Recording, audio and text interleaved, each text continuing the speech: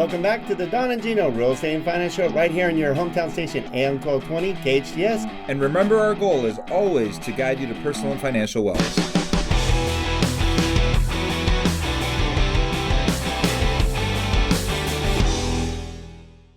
Well, thank you for joining us for another fireside chat on the Don and Gino Show. We bring this to you every week with some great interviews with some of the best, and you can find all these on our YouTube channel. For over 8 years, we've been doing interviews with the best people we can possibly find, and we have one of our co-hosts that started the show with us over 8 years ago with us today to talk about the state of the real estate community, because you're going to hear a lot from the media about ups and downs and negative stuff and recessions and downturns in the market, job loss, all kinds of stuff. So we thought we'd bring one of our local experts who's been in the industry for as long as I have, 30 years or so, plus his business, Newhall Escrow, has been in business for over 55 years. So we thought we'd bring in an expert to discuss where we're at. Thanks for joining us, Steve. Glad to be here, man. 8 years we've been doing this again.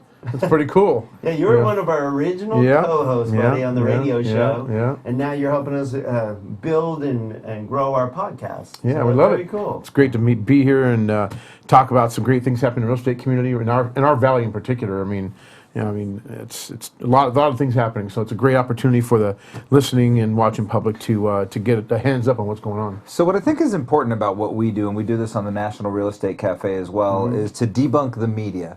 Right, the media talks about things in very macro terms, also in the past, because it has to do with reports that are reading things that happened 2 or 3 months ago. What you get from us is the pulse of what's happening right now, how it feels in Southern California, in Valencia, in Los Angeles right now. And then we could look at the macro picture, because it's important to look at both macro and micro. But we talk to clients, we talk to agents, we see the listings, we see the inventories, we drive around, we see whether there's signs or not, we know if houses are selling or not. Well, that's exactly why we bring Steve in, because we talk about the difference of somebody who thinks they know what's going on, whether they're actually in it. I mean, nobody does probably more transactions in our community than right here in this room. That are in the actual transactions and seeing what's happening, what's not happening, how busy it is, the activity, and all that. And Steve Corn, one of the busiest escrow company in town.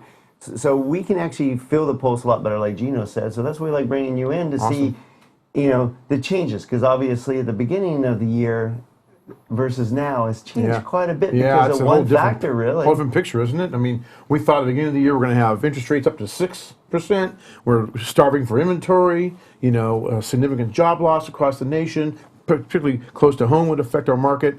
And now what are we seeing? Interest rates are down, inventory's up. 2-year lows right now. Yeah, that's amazing. I also, I want to get too far ahead of ourselves, but our local market, I think, is really dynamic. But if you look at, I do a fair amount of business outside of our area too, and so it gives me the ability to put a barometer on the overall picture. So we're consistent with all the other markets.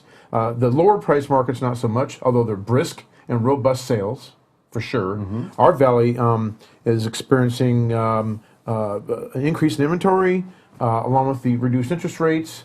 An increase of property values that goes along with that organically.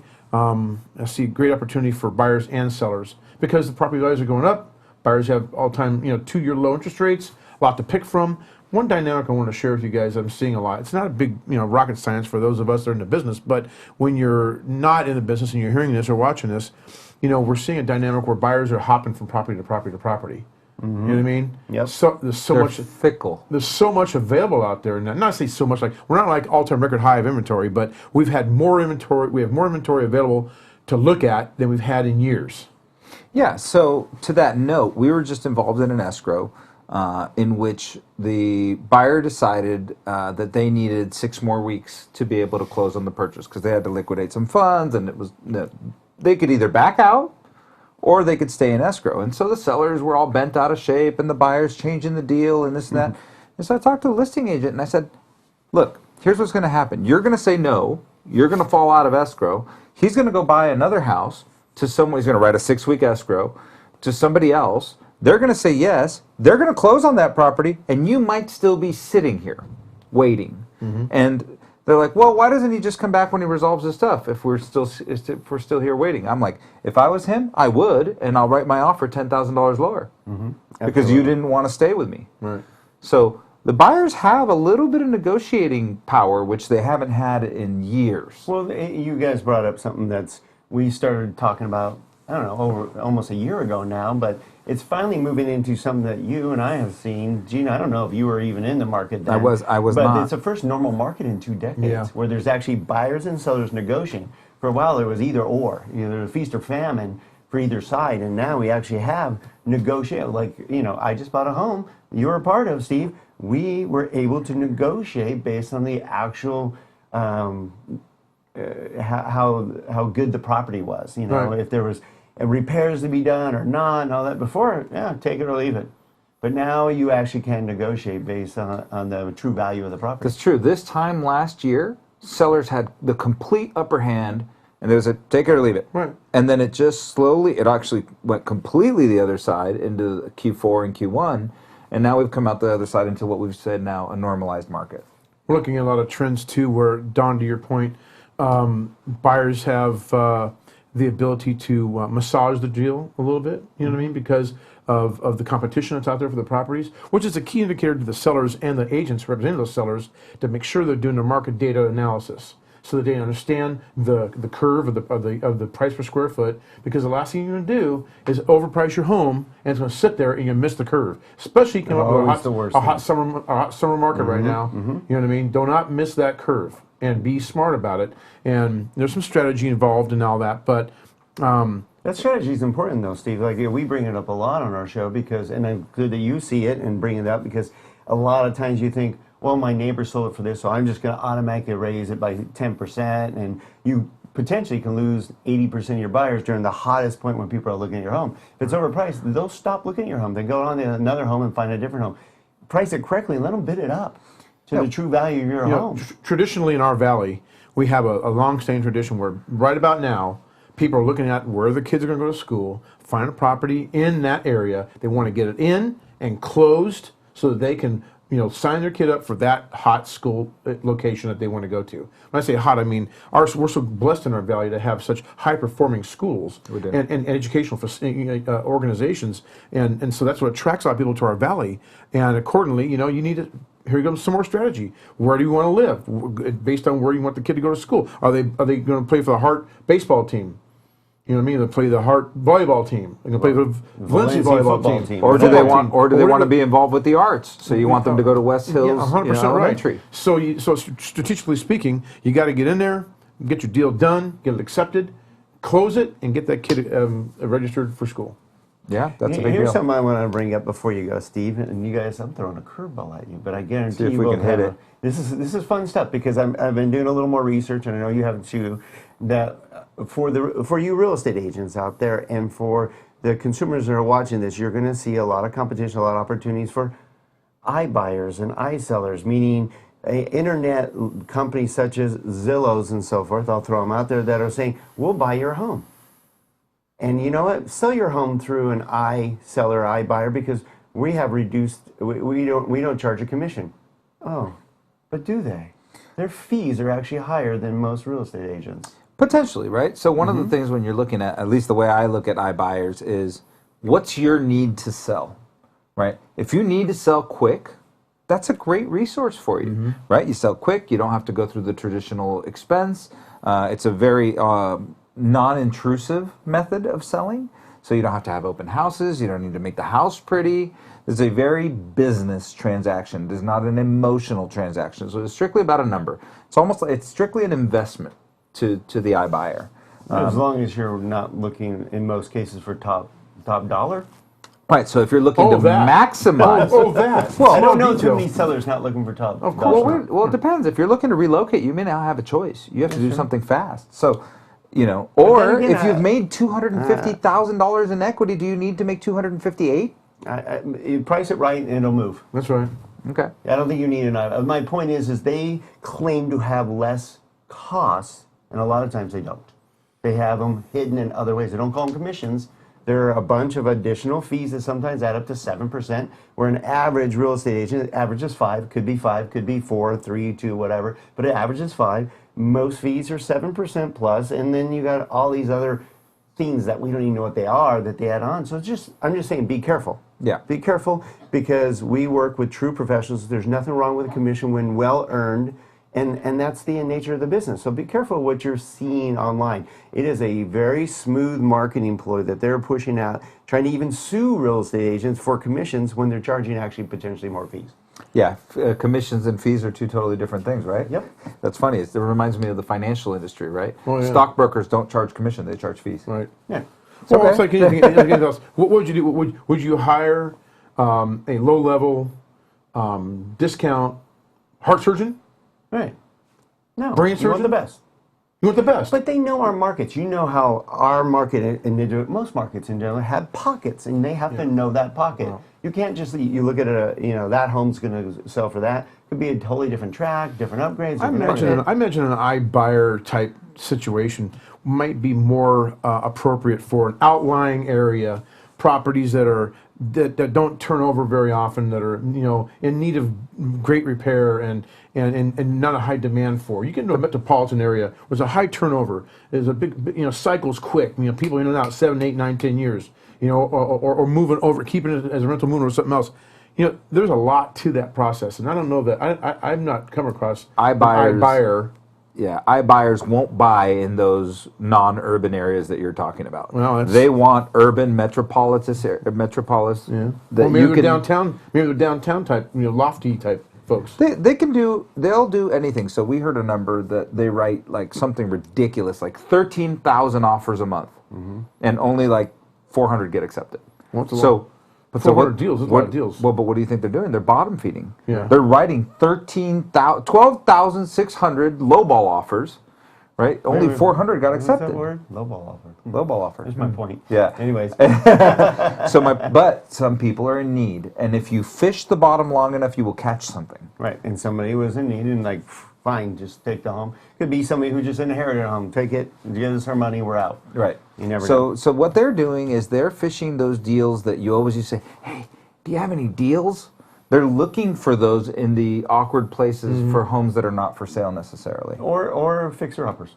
Yeah, So a they'll lot take of that real, on the chin. everyday buyers are like, I don't want to deal with it. Where they're prepared. Yeah, They have right. a team that's prepared to fix and flip. They don't need loans. They don't need financing on homes that aren't financeable. They can, they can take care But I of will those tell things. you, my experience with those people is they want full contingencies. They want the protection of everything. If you're you're not going to get them waiving any of the city ordinance inspections and that kind of thing. They want that. We're not closing until we get all that stuff done. So even though they may be risk adverse, on the other side, Yeah. they're not when it comes down to the technical close, because they still want everything afforded to them. Okay. That they have. Well, bringing it back to the start. So, where do you feel? You feel pretty confident about where our market is? Yeah, right now? we're in a robust market right now.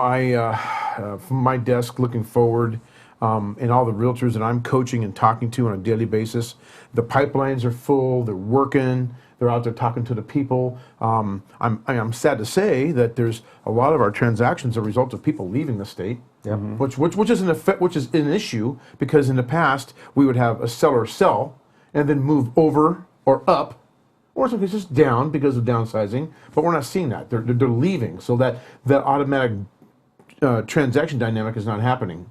So they're leaving. We've got a sale. They're leaving, and now that's where that deal stops. But I have a friend of mine that just left last week. Literally just drove into Texas last week. And Texas is one of the places a lot of people are leaving to, because they've had surplus employment for over a decade. So a lot of people are leaving there. But it's also partially because of technology. Because I asked him, I said, I can't believe you guys are leaving. And he's like, look, we can do our job anywhere. Why would I live in the most expensive place in the nation? He's like, I can do my job Have from you home. seen our weather compared to Texas? Yeah. Well, that particular individual's from Texas originally, so he's just going back home. He's going back home. He's going back home, right? Y'all. Came here for opportunity.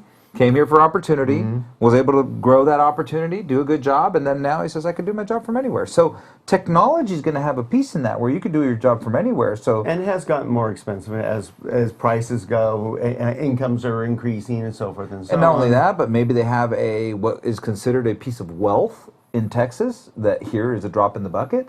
right? If you have $200,000 equity in your house, you can move to Texas and make a significant impact in your future.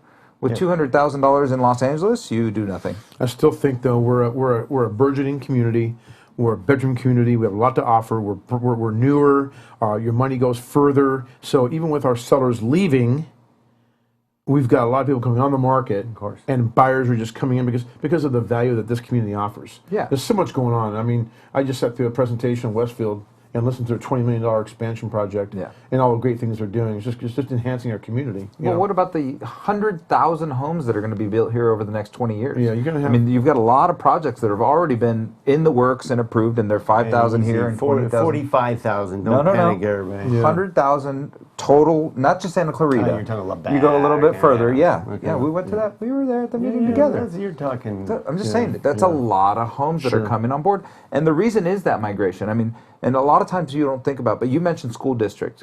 And so historically, what we used to get here was the San Fernando Valley, right? Now you have the San Gabriel Valley moving here because they can't afford to live in San Gabriel Valley. Now, the people from San Gabriel Valley had decent schools, so they won't move somewhere that doesn't have decent schools. Right. So we actually have a lot of migration coming from San Gabriel Valley, which we never used to have before, which is interesting because then you might end up starting to populate the entire 210.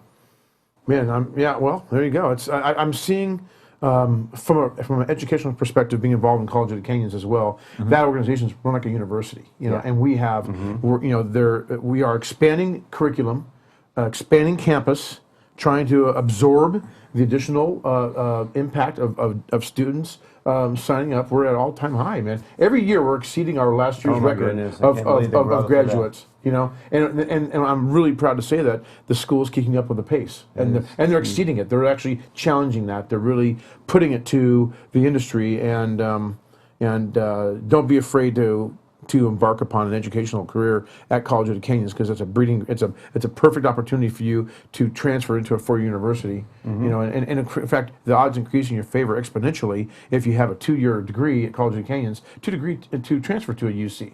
Right, I mean, which is a little bit more impacted now, so that's a good thing. Right, yeah. Well, and when you do that, you have priority registration. All kinds of great things go with it. So one more feather to put in our Santa Cruz Valley hat as a community. Thanks for all your effort that you put into the College of the Canyons. Yeah, absolutely. And everywhere else. Yeah. I mean, you're like man of the year. This is like the mayor, budding mayor of Santa Cruz, I'm telling you.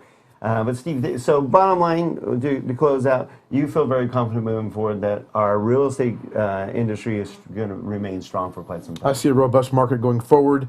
We'll get into the typical cycles of the downturn. Towards the end of the year, people slowing down, and then the January, February, March timeframe ramping back up. We're going to see those cycles. But between now and then, I see a robust market. I see a lot of great things happening with a lot of families getting into homes first time, moving up. I see a lot of executives coming to town. My highlight, I got more deals in the $1 million and above range than I've had in a long time. Financing is key in that, so thanks to you guys for making that happen. I'm seeing some cash. Lots of commercial happening. Lots of commercials. We don't have any commercial vacancy. Commercial's robust. I mean, there's people. Yeah, 3% vacancy or something. Yeah, so a lot of commercial buildings are trading hands right now, and so it's. All right, well, if you're looking for a great team to work with, of course, Finance America will help you. But Steve Korn, owner of Newhall Escrow, been in the business like 55 years? 56 years this year. 6 years. Yeah. Awesome. Yeah. Oh, okay, this is before Steve was born. That's right. Papa San started it. I may have been crawling around in diapers, maybe. In the office. If he got stuck watching me on a Saturday and he had to work overtime. You've done a great job. Thank you very much. Of carrying on the legacy. Love your dad and love the great job you do for it because you really know your stuff. Yeah. You don't just push papers. You're our go-to when we have to ask the hard questions or need hard help to fix a scenario. You're our go-to. You know what's really interesting about that, Don, is sometimes you don't know that you need the specialist until you need the specialist, right? Like we were talking about earlier, what kind of heart surgeon do you want? Do you want the discount heart surgeon or the great one? Well, you might go into it thinking you could get away with the discount one until you get opened up and you go, oh, this is a mess. Not good. Yeah. Not good. That's kind of how escrow is. Steve! Yeah. So how can they get a hold of you, Stevie? Hey, man, reach out to us at newhallescrow.com, and our phone number is 661-259-3450. We are specialists at making things happen for people and changing lives. All right. Thanks again, Stevie. Always for great having to me. have you part. Appreciate it. And thank you for being part of the Don and Gino Show. Again, you can always find these great interviews on our YouTube channel. And just go to donandgino.com. That's our hub. You can see our daily video blog and what's really happening in the real estate financial community. Not what the media says. They're just trying to scare you. All right. And don't forget to check us out at iTunes. We're finally got everything pretty much up to date on iTunes again. All right. Thanks again for being part of our show.